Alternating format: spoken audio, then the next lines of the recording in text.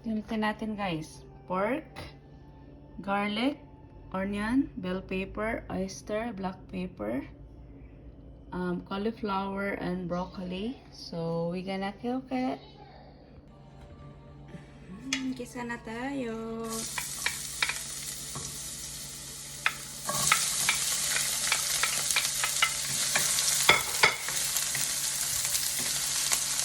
Lagay na natin yung pork.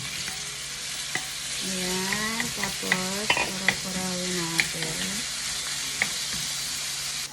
Ayan na siya, guys.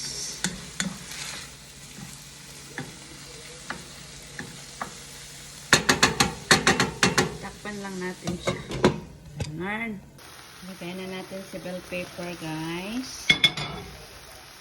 And then, yung oyster sauce.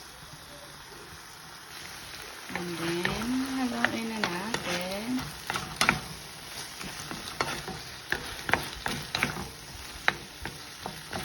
Yummy siya. Ganito. And then, ilagay na natin yung vegetables. Yung cauliflower at saka yung broccoli. Lagyan natin ng cornstarch para medyo malapot-lapot siya. Kunti lang. Ayan. Luto na siya, guys. Ang sarap-sarap. Yay!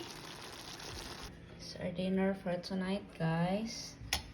Pork with broccoli and cauliflower, and then bell pepper. And of course, rice. Always present the rice. And then I have some drinks here.